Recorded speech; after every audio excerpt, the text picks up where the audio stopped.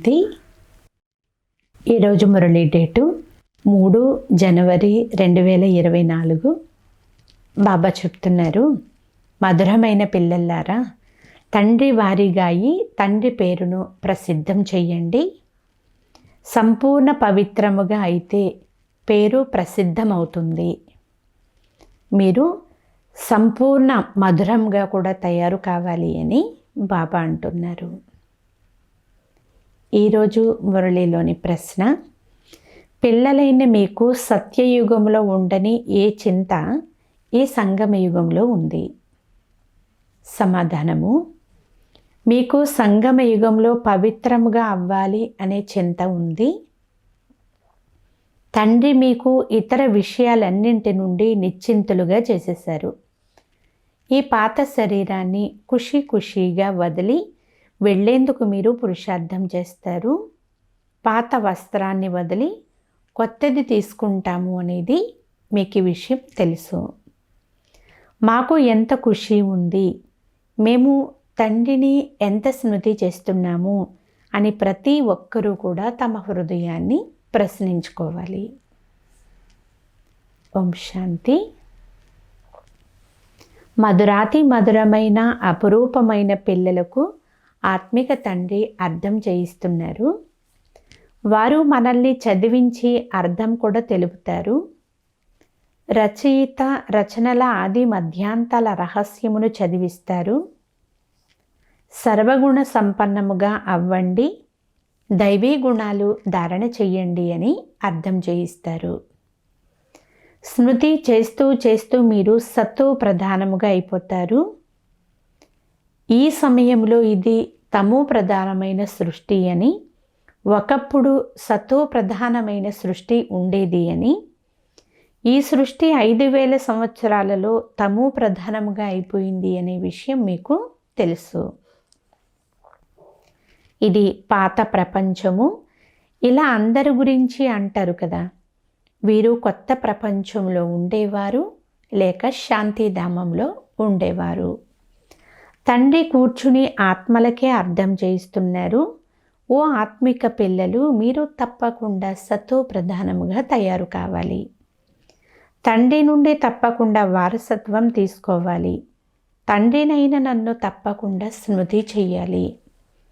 లౌకిక పిల్లలు కూడా స్మృతి చేస్తారు. ఎంత పెద్దవారిగా అవుతూ ఉంటారో అంత హద్దులోని వారసత్వాన్ని పొందేందుకు హక్కుదారులుగా అవుతూ ఉంటారు. మీరు అనంతమైన తండ్రికి పిల్లలు.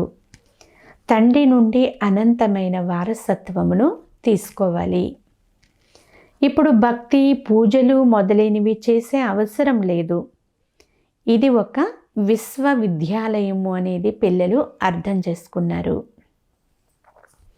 మనుష్య మాతృలందరూ చదువుకోవాలి. అలాగే విశాలమైన బుద్ధిని కూడా ధారణ చెయ్యాలి. ఇప్పుడు ఈ పాత ప్రపంచం పరివర్తన అవ్వనున్నది. ఏదైతే ఇప్పుడు తమో ప్రధానముగా ఉందో అది సతో ప్రధానముగా అవుతుంది. ఈ సమయంలో మనం అనంతమైన తండ్రి నుండి అనంతమైన సుఖ వారసత్వం పొందుతున్నామని పిల్లలకు తెలుసు. ఇప్పుడు మనము ఒకే ఆత్మిక తండ్రి మతమును అనుసరించాలి. ఈ ఆత్మిక స్మృతి యాత్ర ద్వారానే ఆత్మలేని మీరు సత్తో ప్రధానముగా అవుతూ ఉంటారు. మళ్ళీ సత్వ ప్రధాన ప్రపంచంలోకి వెళ్ళాలి. మనం బ్రాహ్మణులము అని మీ బుద్ధిలోకి వస్తుంది. మనము తండ్రికి చెందిన వారిగా అయ్యాము. చదువుకుంటున్నాము. ఇలా చదువును చదవడాన్ని జ్ఞానము అని అంటారు. భక్తి దీనికి వేరుగా ఉంటుంది. బ్రాహ్మణులైన మీకు తండ్రి జ్ఞానమును వినిపిస్తారు. ఇతరులెవ్వరికీ ఈ జ్ఞానము గురించి తెలియదు. జ్ఞానసాగరులైన తండ్రి టీచరుగా అయ్యి ఎలా చదివిస్తున్నారో వారికి తెలియదు. బాబా ఈ జ్ఞానంలో చాలా టాపిక్స్ అర్థం చేయిస్తూ ఉంటారు. మొదటిది తండ్రి వారిగా తయారు కావాలి. తండ్రి పేరును ప్రసిద్ధం చెయ్యాలి. సంపూర్ణ పవిత్రముగా అవ్వాలి. సంపూర్ణ మధురముగా కూడా అవ్వాలి. ఇది ఈశ్వరీయ విద్య. ఎందుకంటే స్వయం భగవంతుడే కూర్చుని చదివిస్తున్నారు. అత్యంత ఉన్నతమైన ఆ తండ్రిని స్మృతి చెయ్యాలి. స్మృతి చెయ్యడము అంటే ఇది 1 సెకండు విషయము. స్వయాన్ని ఆత్మగా భావించండి. ఆత్మలైన మనము శాంతిధామంలో నివసిస్తూ పాత్ర చేసేందుకు ఇక్కడికి వచ్చాము అనేది పిల్లలు తెలుసుకున్నారు. పునర్జన్మలు తీసుకుంటూనే ఉంటాము. నెంబర్ వారీగా 84 జన్మల పాత్ర మనం ఇప్పుడు పూర్తి చేశాము. ఈ చదువును కూడా అర్థం చేసుకోవాలి, పాత్రను కూడా అర్థం చేసుకోవాలి. డ్రామా రహస్యం కూడా బుద్ధిలో ఉంది. ఇది మన అంతిమ జన్మ అని, ఈ జన్మలో తండ్రి లభించారు అనేది మీకు తెలుసు. 84 జన్మలు పూర్తి చేసినప్పుడు పాత ప్రపంచం పరివర్తన అవుతుంది. మీరు ఈ బేహద్దు డ్రామాను, 84 జన్మలను, ఈ చదువును తెలుసుకున్నారు. 84 జన్మలు తీసుకుంటూ ఇప్పుడు చివరి వరకు వచ్చి చేరుకున్నారు. ఇప్పుడు చదువుతున్నారు, తర్వాత మళ్ళీ కొత్త ప్రపంచంలోకి వెళ్తారు. కొత్త వారు వస్తూ ఉంటారు. వారికి ఏదో ఒక నిశ్చయం ఏర్పడుతూ ఉంటుంది. కొంతమంది చదువులో లగ్నమైపోతారు. మనము సత్వ ప్రధానముగా పవిత్రముగా అవుతూ ఉన్నామని మీ బుద్ధిలో ఉంది. మనము పవిత్రము అవుతూ ఉన్నతిని పొందుకుంటాము. బాబా అర్థం చేయిస్తున్నారు, మీరు ఎంతగా స్మృతి చేస్తారో మీ ఆత్మ అంతా పవిత్రమవుతూ ఉంటుంది. ఇప్పుడు పిల్లలైన మీ బుద్ధిలో పూర్తి డ్రామా యొక్క జ్ఞానం అంతా కూర్చుని ఉంది. ఈ ప్రపంచంలో సర్వస్వాన్ని వదులుకుని వచ్చారు అనేది కూడా మీకు తెలుసు. ఈ కనులకు కనపడేదంతా చూడదగింది కాదు, ఎందుకంటే ఇదంతా సమాప్తం అవ్వనున్నది. ఇప్పుడు ఇది మీకు అంతిమ జన్మ. ఇతరులెవ్వరికీ కూడా ఈ అనంతమైన డ్రామాను గురించి తెలియదు. ఇప్పుడు మీకు మొత్తం చక్రం గురించి తెలుసు. మిమ్మల్ని తమో ప్రధానము నుండి సతో ప్రధానముగా చేసేందుకు తండ్రి వచ్చారు. అక్కడ 12 మాసాల తరువాత ఎలాగైతే పరీక్షలు జరుగుతాయో అలా మీ స్మృతి యాత్ర ఇంకా పూర్తి అవ్వలేదు.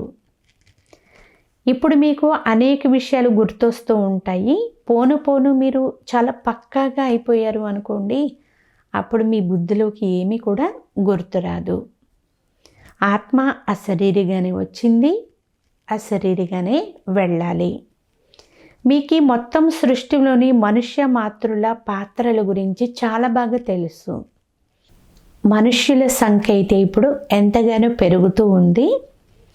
మనుషులు కోట్ల సంఖ్యలో ఉన్నారు. కానీ సత్యయుగంలో అయితే మనం చాలా కొద్ది మంది మాత్రమే ఉంటాము.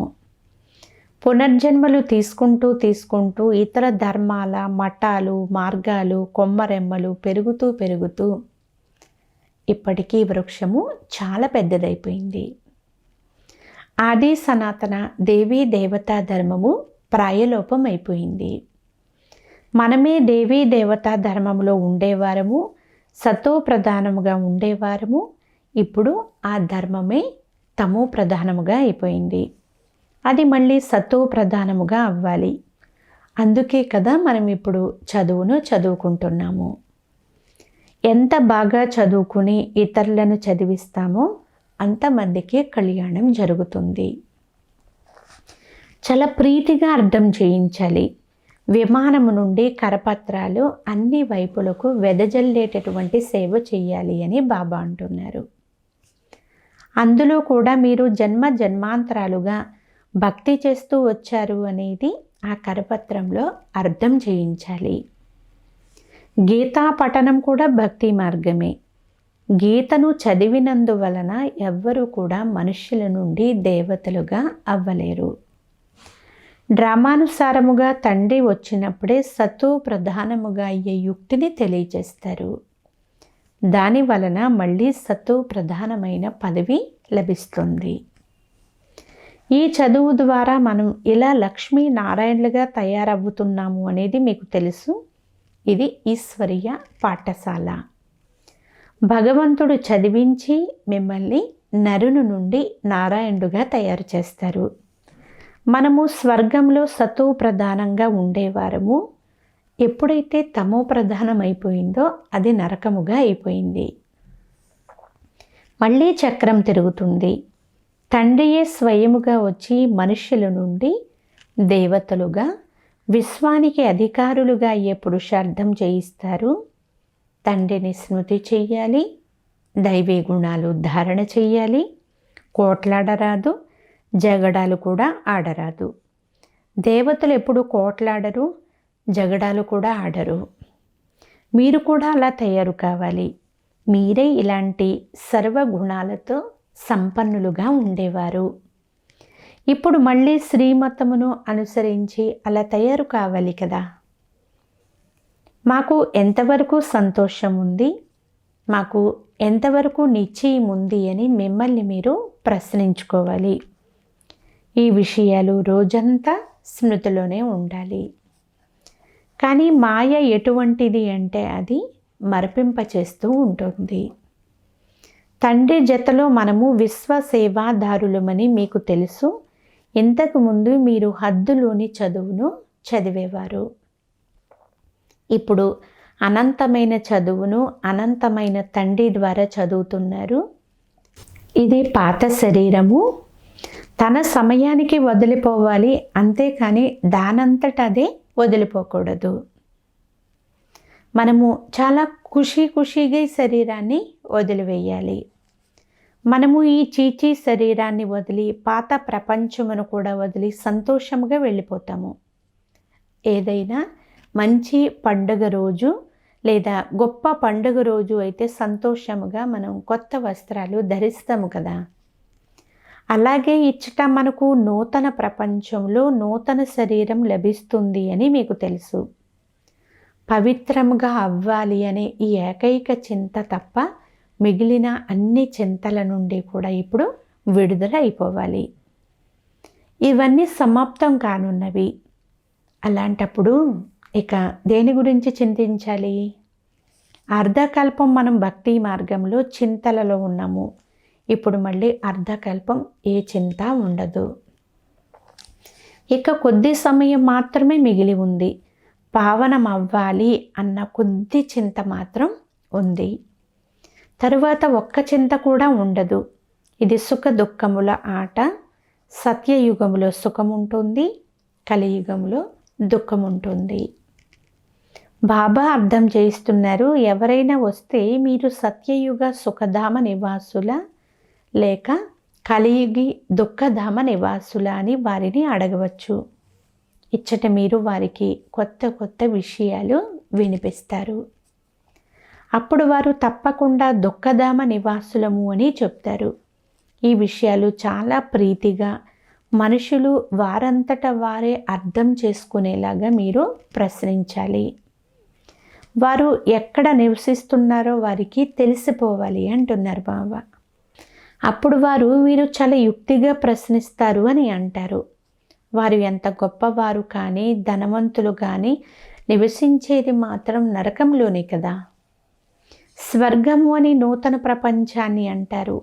ఇప్పుడు ఇది పాత కలియుగి ప్రపంచము. ఈ ప్రశ్న చాలా బాగుంది. మెట్ల చిత్రంలో కూడా స్పష్టంగా ఉంది. మీరు సుఖధామంలో ఉన్నారా లేక దుఃఖధామంలో ఉన్నారా అని చిత్రం చూపించి అడగండి. ఇది నరకమా స్వర్గమా, మీరు దేవతల అసురులా అని అడగాలి. వారు సత్యయుగాన్ని దైవీ ప్రపంచము అని తప్పకుండా ఒప్పుకుంటారు. కలియుగమును నరకము అని దయ్యాల ప్రపంచము అని అంటారు.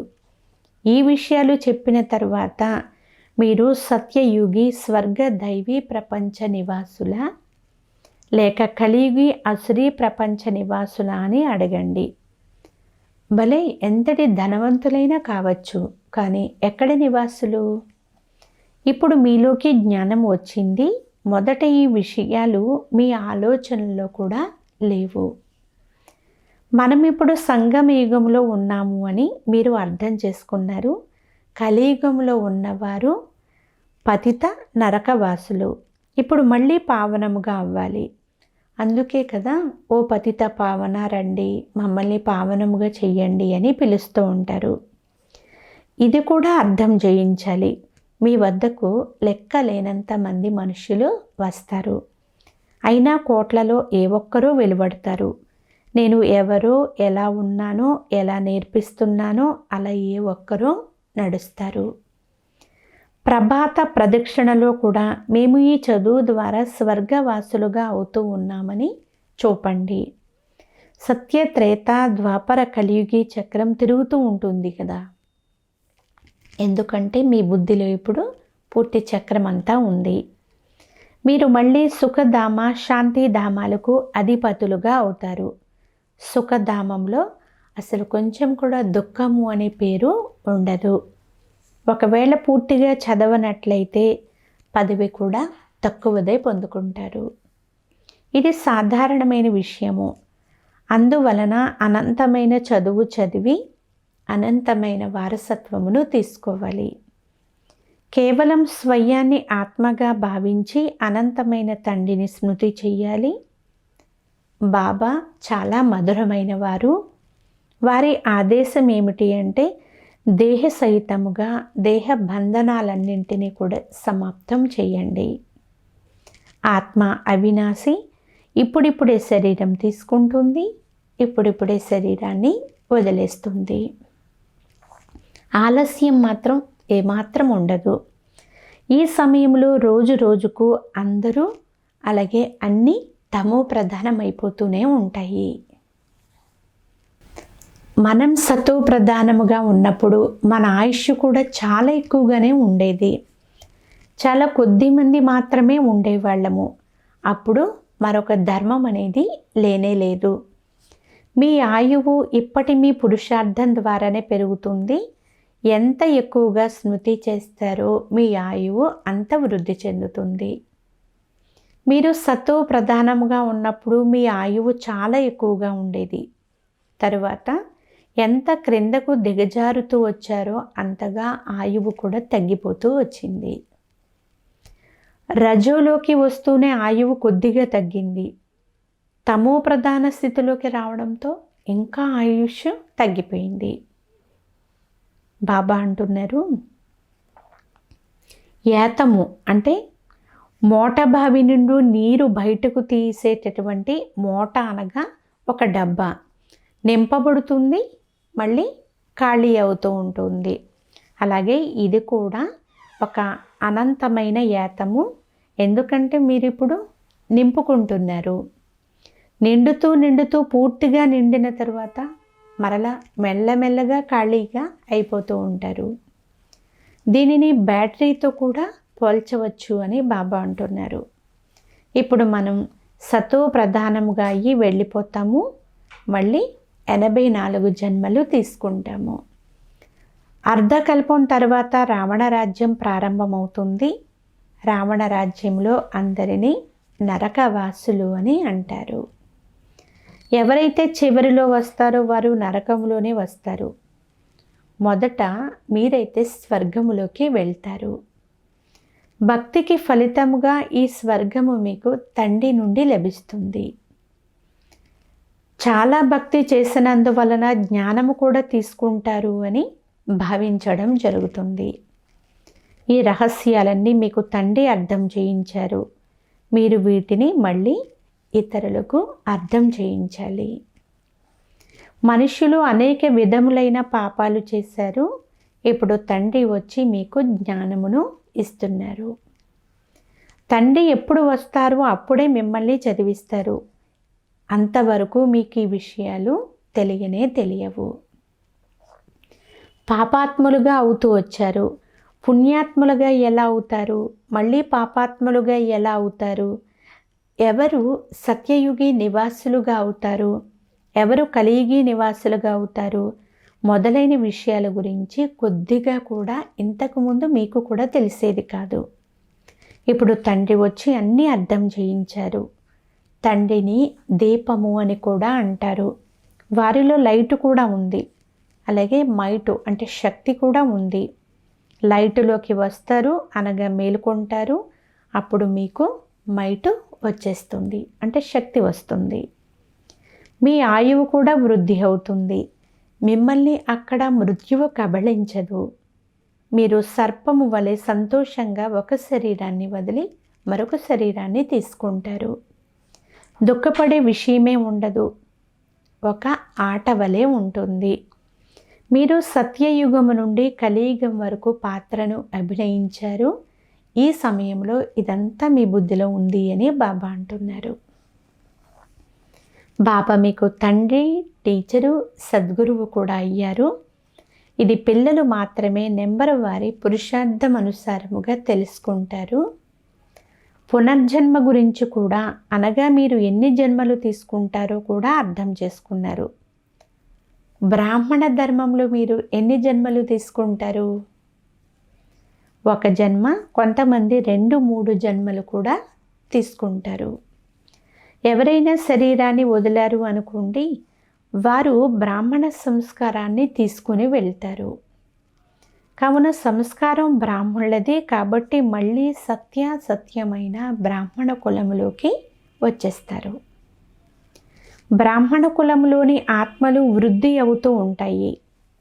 బ్రాహ్మణ కులం యొక్క సంస్కారమును తీసుకుని వెళ్తారు కదా. ఏదైనా లెక్కాచారం ఉంటే సంగమ యుగంలోనే 2-3 జన్మలు కూడా తీసుకుంటారు. ఒక శరీరాన్ని వదులుతారు, రెండవది తీసుకుంటారు.